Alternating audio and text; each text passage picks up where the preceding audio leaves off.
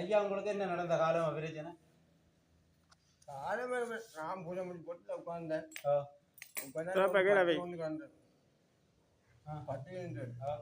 பட்டு இன்னைக்கு எல்லாம் ஜாய் பண்ணிட்டு எனக்கு இந்த அறுவடை இல்லை. அப்ப நான் சொன்னேன், போய் வாழத்தான் வந்தவங்க சாமியெல்லாம் அப்படி கிடையாது. இந்த பாவம் யாருக்கு எதுக்கிட்டா மண் செய்யற போ அது எனக்கு வாசனம் பண்ணிடுறாரு. நீங்க சொன்ன மாதிரி செய்யறாரு. நீங்க செய்யலாம் செய்யுங்க அப்படின்னு சொன்னேன். அப்ப நான் உங்களை விருப்பம் இல்லைன்னா இப்போ நெட்டில் எழுதி கொண்டுட்டு நீ ஒரு மாதம் லேட்டா நெட்டில் எழுதா இப்போ கொண்டா கோப்பு பிடிக்கும். ஐயா உங்களை மாற்ற இயலாது. நான் சொல்றதே தான். இந்த கோயில் நிர்வாகம் இருக்கும் வரைக்கும் வெளிநாட்டிலேருந்து ₹1 காசு இந்த உண்டியலுக்கு யாருமே போட்டுரும். இந்த கோயில் கும்பிட வாரதா இருந்தா உண்டியலுக்கு காசு போடாங்க. உண்டியலுக்கு காசு எங்கே போகுதுன்ட்டு உங்களுக்கு தெரியா. கற்பூரம் கொண்டாங்க, தேங்காய் கொண்டாங்க, அடித்து கும்பிடுங்க, கடவுளை வழிபடுங்க, போய்கொண்டிருங்க. இன்று வரைக்கும் இந்த கோயில் நிர்வாகம் இந்த கோயிலை முன்னேற்றணுமோ இந்த ஊருக்கு ஒரு நல்ல செந்தளிப்பு நடக்கணுமோன்னு சிந்திக்கக்கூடிய நிர்வாகம் இல்லை.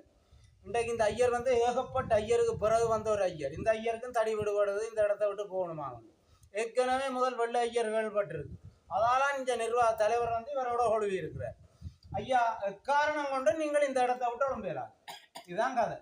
இந்த நிர்வாகம் அவளா வேறையும் அழிச்சு வலிச்சு எல்லாரையும் அனுப்பினா தான் இந்த இடத்துல ராஜகோபுரம் ஒழுங்கு. இல்லாமல் இருந்தா வெளிநாட்டில இருந்து யாருமே ₹1 இந்த கோயிலுக்கு தரக்கூடிய கட்டத்திலே இல்லை. இப்ப உங்களுக்கு பாலஸ்தானம் செய்ய வேண்டாம் இருக்கிறாங்க. நான் சொல்றேன் செய்யலாம். பாலஸ்தானம் செய்யலாது.